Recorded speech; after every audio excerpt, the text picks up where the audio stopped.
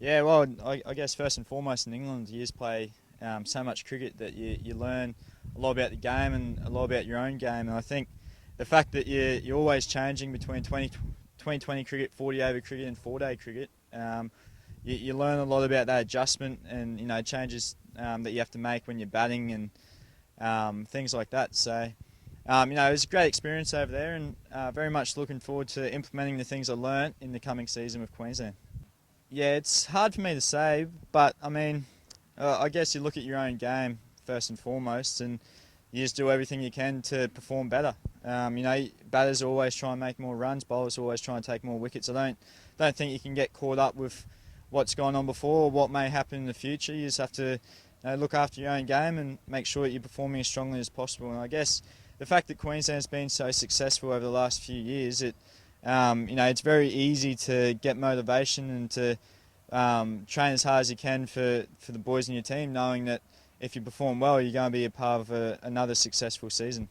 To be honest with you, I sort of saw last season more as my third year, so I tried to sort of skip that part of my career. But no, I mean, you're silly to get caught up in that sort of thing mentally. You make sure you're executing your training as best as possible and you're performing as well as you can, and that's all you can do. You can't think about things like that. You go out there and you make sure that you play as best you can. Yeah, absolutely. I think, at my stage of my career, just any sort of cricket's valuable. I think Aussie A, playing for Leicestershire, playing for Queensland, playing for the Brisbane Heat, it's all good. I'm always trying to learn. I'm trying to learn as much as possible from training, from the games we play, and trying to make sure that I'm always improving. And I guess that's the challenge as a cricketer, to make sure that you don't make the mistakes over and over, and making sure that you're a better player tomorrow than you are today. So, I'll look back at all cricket I've played. Yeah, certainly. I think it's a key focus of the group, to making sure that we're always improving.